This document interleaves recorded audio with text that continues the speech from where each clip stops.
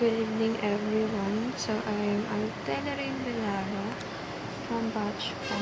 So, yung topic po natin today na ibinahagi ni Pastor Russell ay bakit natin dapat tingnan ang pagsubok ayon sa kung sino ang Diyos?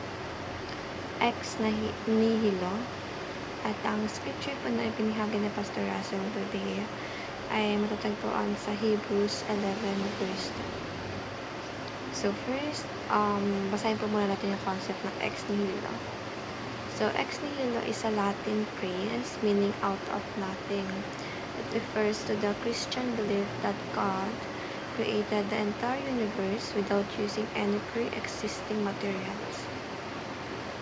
So, naniniwala daw po na ang buong mundo ay ginawa ng Panginoon na walang kahit anumang existing na material o kahit anong bagay na maaaring makatulong sa paggawa ng isang bagay na kinreate ng Panginoon. For example, paano ba makikreate ang bato? So, wala siyang kahit anong material na ginamit ng Panginoon na nag-exist na sa mundong to bago niya nagawa yung bato. So, siya mismo yung gumawa niya. Siya mismo yung nag-create ng to. This means that God didn't just shape what was already there. He spoke and brought all things into existence. So, gaya ng sabi natin, lahat po ng bagay ay talagang ginawa ng Panginoon gawa sa kanyang kamay o gawa sa lahat ng bagay na yun na nais niyang gawin nang walang tulong ng kahit ano based sa kahit anong bagay na nag-exist na bago pa siya gumawa ng mga bagay na gusto niyang gawin. And He spoke and brought all things into existence. This truth sets God apart as the all-powerful, sovereign Creator. He alone has the power to create something from nothing.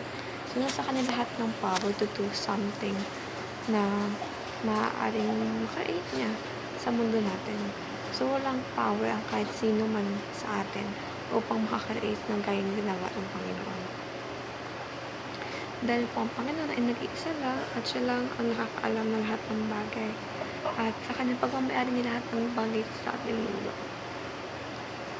And we have further teachings which is the God is the source of all existence. Excuse me.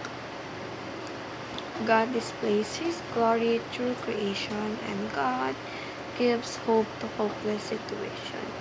So, kaya ng palagi natin sinasabi, ang Panginoon ang nag-iisang way sa lahat ng bagay. Even though nasa pinaka-deepest moment na tayo ng buhay natin. Ang Panginoon po ay walang binibigay na pagsubok kung hindi natin ito kayang lutasin. At ang Lord po, hindi niya tayo kayang lutuin dahil mahal tayo ng Panginoon. Lalo na ang mga anak niya, ang mga Kristiyano, dahil naniniwala siya na ang mga anak niya ay talaga naman sa kanyang puso. So, hindi niya ito kayang baliwalain at hindi ito tulungan sa bagay na kaya mo naman talagang lutasin dahil ito ay kasama mo ang Diyos. And the three applications here are the seek provision from the source of all things and view all your problems in light of who God is and look up in hopeless situation. So, we should always look up in a positive way, or in a positive side, dahil ang Panginoon po ay hindi nagkulang sa atin. So, thank you po sa pahinig, and God bless everyone.